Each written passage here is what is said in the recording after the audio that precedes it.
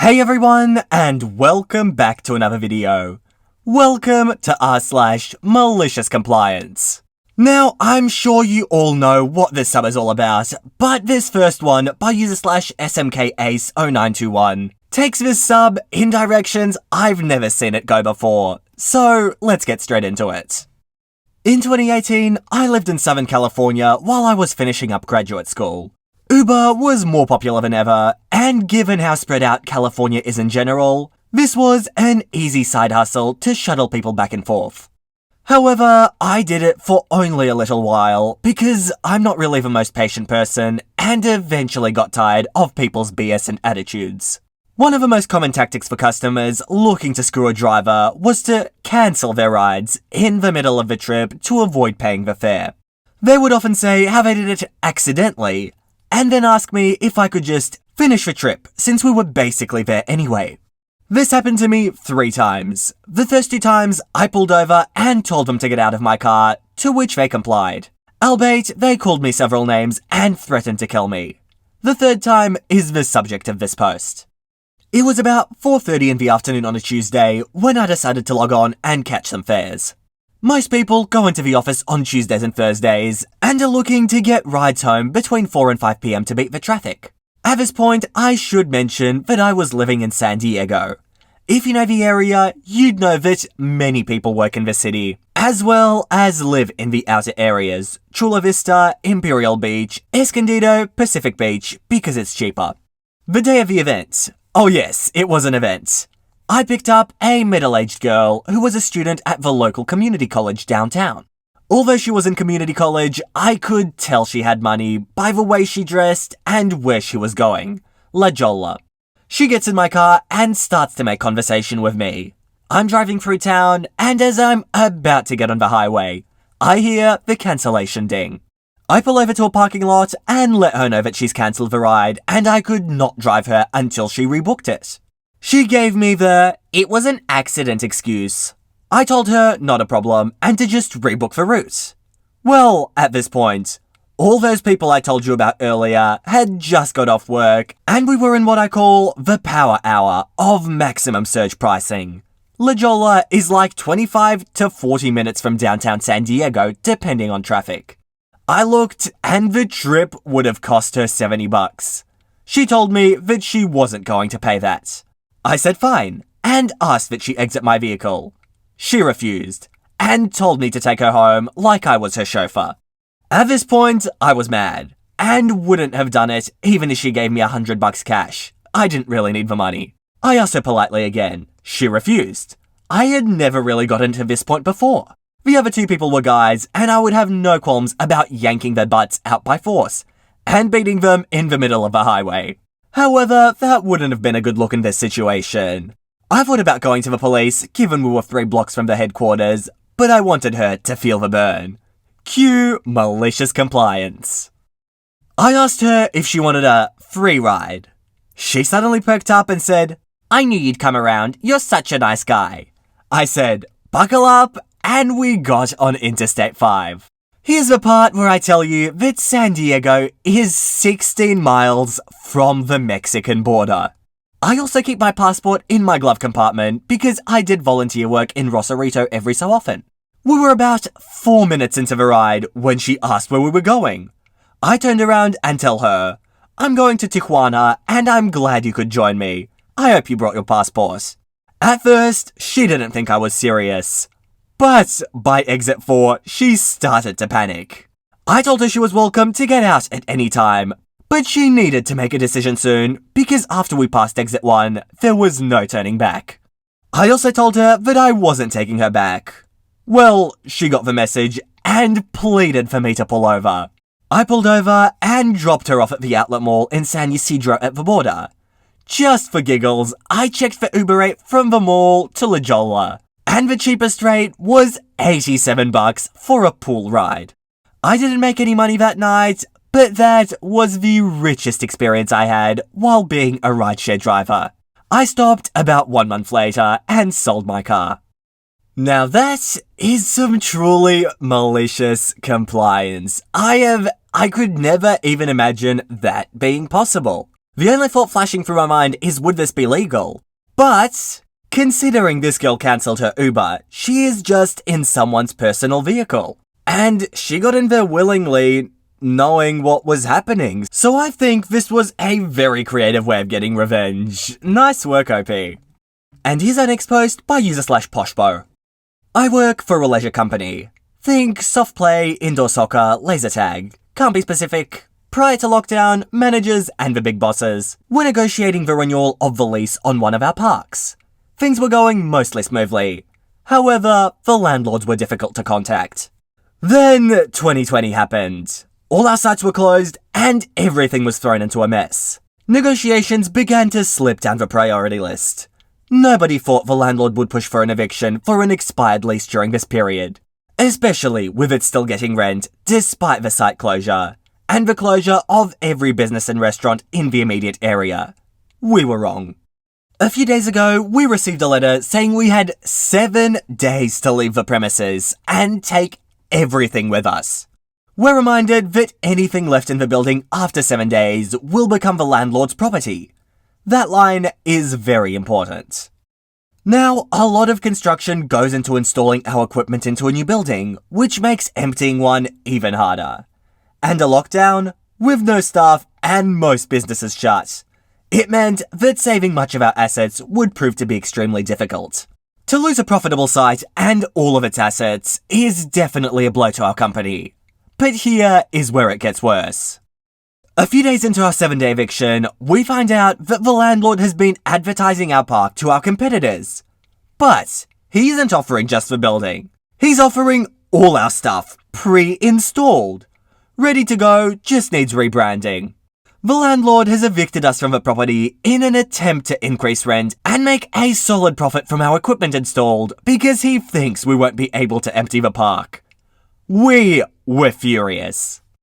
And here is where the malicious compliance came in. We were told we had 7 days to move everything we owned out of the property. So that's what we did. Local businesses from all around offered up free space to store our things. A few people came back out of lockdown and they spent the rest of a week removing, selling, or destroying everything that was related to us. We didn't even leave light fittings. In every other site vacation we've seen, we always end up leaving thousands of dollars worth of disco lights in the ceilings because they're too hard to get. We leave most of the construction in, as well as things like bars and kitchens that all stay intact, recognizable as they once were, but not this building. We ripped up the flooring we installed, tore down the walls that were not part of the original structure, wooden walls to divide up the space, ripped apart our manager's offices, and removed all artwork and lockers. The landlord now has every new deal he's been making dead in the water. A large renovation bill to install new flooring, or a company willing to do it themselves like we were. Lockdown has been extended another 4 weeks, so he has at least another 4 weeks without rent. We were paying, and won't have any potential buyers.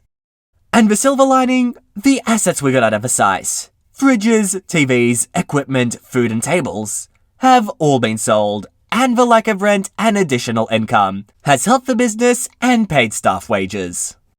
Now this is truly amazing. The landlord came in thinking that this company would not bother removing anything. Come on, everyone's in lockdown. He thought he was going to be able to charge double the rent as soon as this company moved out. Imagine the shock on this guy's face when he came in, and I'm imagining it was just an empty warehouse. Like, no floors, no lights, just an empty building. And imagine if he was showing people the property. That would have made things just so much better. And here's our next post by user/HeyR1. This happened before I graduated college. I was working a part-time housekeeping job for a doctor's office after closing. The most annoying thing was the blatant disregard from the people who worked there. In particular, the women at the front portion of the office would throw trash everywhere and not put it in the can. Under their desk, the floor would be covered in trash right around the trash can. And most of the time, I wouldn't even have to change the garbage bag. Just dump the very few pieces that managed to get in the can, and then literally crawl around under the desk on my hands and knees, picking up all their garbage. I'm talking paper thrown everywhere, old folders they'd cleaned out from closets, candy wrappers, tuna cans. You're eating tuna in an office? And thousands of peanut shells. Just to name a few. They just didn't care. The amount of lazy you have to be to throw garbage right beside the can and not in it astounds me. I never complained to anyone about it because even though it annoyed me, I figured it was less effort to just pick it up. That is, until I got a note. A very passive-aggressive note from a particularly messy woman, letting me know I threw her calendar away, and why would I ever do such a thing? And here is the note. So, I left an unopened, still in the plastic calendar beside my trash can yesterday. Why would you throw it away if it isn't in my can? Please don't touch it. Thanks. Hold up a second. Why'd you leave a brand new calendar right next to the trash can? Logic. And now back to the post. 1. The calendar was propped up against her garbage can. That's usually the universal sign of, hey, this needs to be thrown away. And they threw their stuff away like that all the time. Why put it there if it isn't trash? 2. There's so much garbage all under your desk every single night. How am I supposed to know when something isn't trash? And 3. It isn't my job to determine what is and what isn't to be thrown away.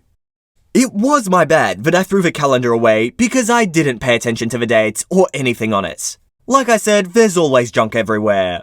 But when I got this note, I was mad. The nerve. After I spend so much unnecessary time cleaning up the garbage that you can't be bothered to actually put in your trash cans because you're too lazy? Fine. If it's not in my can, don't touch it. You got it. I won't touch anything that isn't in your garbage can. I left everything that was on the floor exactly where it was and just changed the bags. Needless to say, she didn't like that and complained to my supervisor. My response was, but I was just doing exactly what she told me to do. My petty butt was pleased. It's honestly with posts like these that I start to understand that common sense isn't really that common. This woman sees rubbish disappearing from her floor every single night that is clearly not in her garbage can. And yet still, she leaves stuff right next to her garbage can with the expectation that it won't be thrown out. And then writes an angry note when it does get thrown out. Only to be disappointed the next day when the rubbish that was around her garbage can wasn't thrown out. I'm not sure if this is crazy entitlement or just a complete lack of self-awareness or just lack of brain, but this woman, she's crazy. And here's our next post by user/donutplanes. As you can imagine, a lot of companies are figuring out how to manage remote staff right now in response to the virus. I'm a social media manager for a large university and am considered essential staff for some instances. If there's a snow day, I can work from home, but need to monitor social channels for questions and problems. Weeks before the virus got as widespread as it is now in the US, I asked my supervisor to consider remote options, as my husband and I had been keeping a close look at its progression abroad. And he has an autoimmune disease. But I was literally laughed at and told it would never happen. Last week, our university announced that they'd be shifting to online learning for 3 weeks. I again asked if we'd be given remote options at this time as well to help flatten the curve. And given that my job can be done literally anywhere, it shouldn't be a problem. I again was told nope. As essential staff, I'd absolutely have to come in. And more details would be given in an HR email later that day. HR email comes in and affirms that all staff were expected to come in as normal. About 4,000 employees. And if you wanted to take time at home, you'd need to take personal, vacation, or sick time. Staff could call or email HR and make individual cases to request remote work. But I'm in the state with the 4th highest cases of the virus right now. And we all know college campuses are cesspools for disease, so staff are livid. The next day, I emailed my supervisor again and told them that I called and emailed HR, saying that if I don't get approval for remote work, I'm going to follow email protocol and take sick leave for the foreseeable future. Luckily, I'm in a union and can request up to 26 weeks of 100% paid sick leave for myself or caring for family. And I knew it would get approved. I said that the ball was in their court and they could either have me at home actually working, or have me at home and be down an essential staff member. Silence. In the meantime, I got a phone call back from HR from a frantic employee who said they received literally thousands of emails and phone calls, similar to the one I sent, and could expect an update by the end of the day. Turns out I was not the only one threatening their bosses with time off. At 5 PM, we got an email saying that all staff and classes are remote until further notice. I know it's likely they would have eventually made this call anyway, but I like to think the thousands of employees threatening malicious compliance made it happen sooner. Ah yes, fully paid sick leave can be a powerful tool. Imagine the bosses sitting around and just getting calls upon calls about people not wanting to go to work and threatening to take leave instead.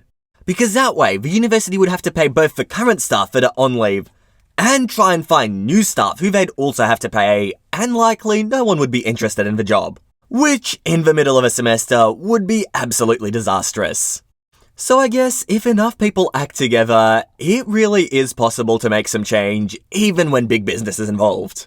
And guys, I think this story will be the last one for today. As I said at the start of my last video, I may have a little bit of inconsistency in my uploads over the next couple of weeks, but I'll hopefully be back on track very, very soon for your standard 3 videos every single week. So subscribe to the channel if you want to see that.